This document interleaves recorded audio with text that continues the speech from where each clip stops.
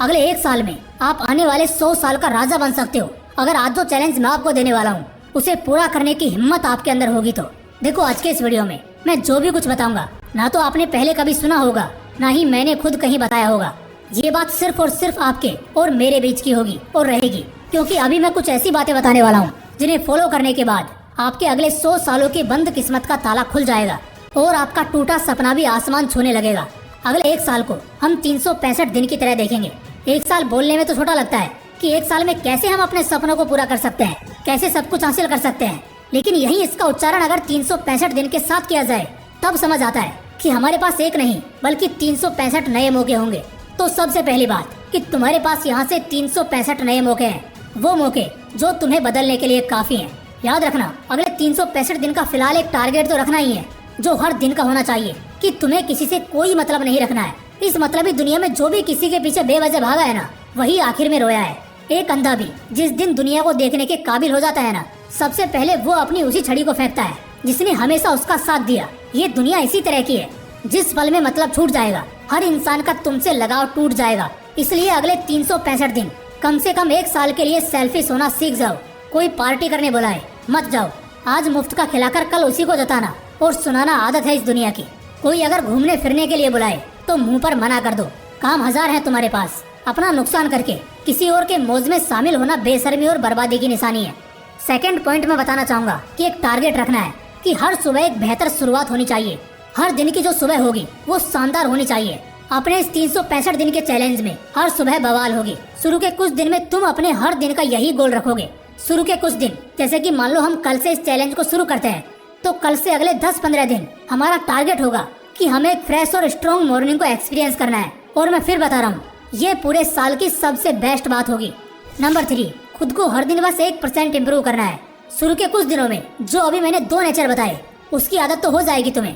ठीक उसके बाद बस एक काम करना है, हर दिन जब भी सुबह उठोगे या बिस्तर छोड़ोगे, बिस्तर के सामने एक बड़े से कार्डबोर्ड को चिपका कर रखना है जिस पर लिखा होना चाहिए I will change my self 1% today.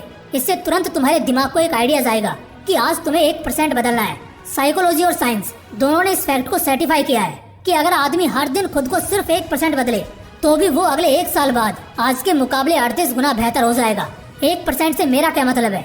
1% से मेरा मतलब है कि मान लो अगर आपको 8 बजे सोकर उठने की आदत है तो अगले दिन सुबह आज से सिर्फ 2 मिनट पहले उठने की कोशिश करो। जी हाँ, अगर आप पानी कम पीते हो तो जितना पीते हो ना, अगले दिन उससे सिर्फ 50 मिलीलीटर ज्यादा पियो। अगर सिर्फ 1 घंटा पढ़ने बैठ सकते हो तो अगले दिन 1 घंटा 5 मिनट बैठने की कोशिश करो।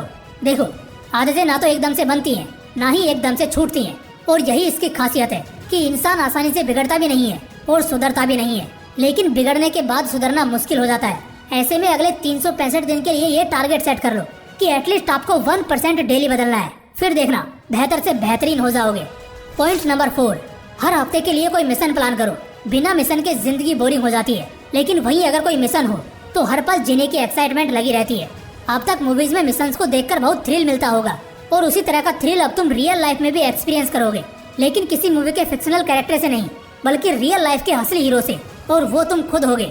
365 दिन में टोटल 52 हफ्ते होते हैं और हर हफ्ते का एक मिशन, मतलब 365 दिन के 52 मिशन।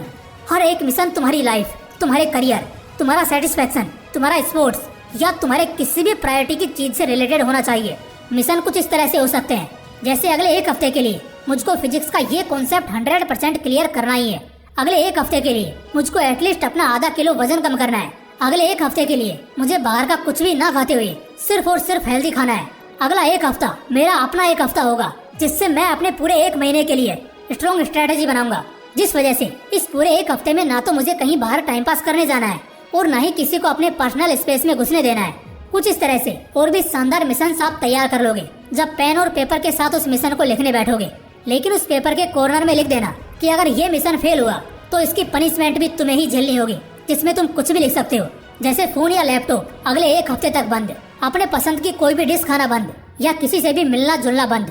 ऐसा बहुत कम लोग कर पाते हैं, तभी तो बहुत कम लोगों में इस लेवल का सेल्फ कंट्रोल देखा जाता है, और इसी वजह से वही लोग अपने अपने फील्ड के बाप बनते हैं, मजबूत खिलाड़ी कहलाते हैं। इन चीजों की प्रैक्टिस तुम्हारे अंदर सेल्फ डिसिप्लिन को पैदा करेगी, और एक बार ये आ गया ना तुम्हारे अंदर तो बस फिर समझ लेना अच्छे दिन शुरू हो गए।